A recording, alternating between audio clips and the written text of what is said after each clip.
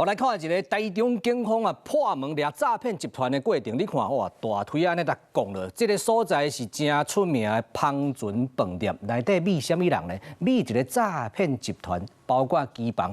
较早民众已经学巧知影讲你这个电话顶头若是国际号码，你就莫甲接，因为这绝对是诈骗集团。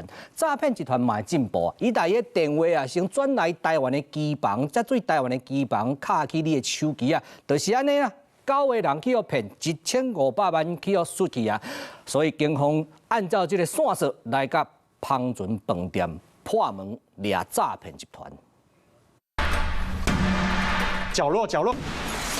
刑事局的警察也开始敲破玻璃门，入去机房内底搜查。Go！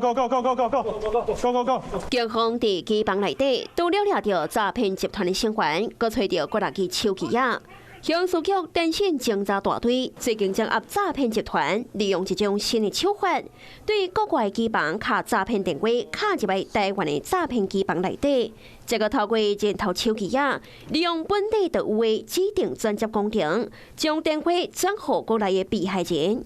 会需要加接报，都是因为诈骗集团要互接电话的民众听到这段警示。这通是国际电话，请注意小心诈骗。这是最近政府甲电信业者合作推动的防诈措施。民众只要接到国际电话，拢会先跳出安尼警示。诈骗集团就利用转接的功能，将国外电话变作是国内的电话。本局发现此一手法，立即通报 NCC。在去年11月2次召集各家电信业者修正相关机制。诈骗集团的成员会加做国家通信传播委员会，或者是中华电信等等的公务机关，骗被害人牵涉到诈欺案。这个加做检警以代管资产骗被害人交钱，拢总有9个人受害，哄骗1500万。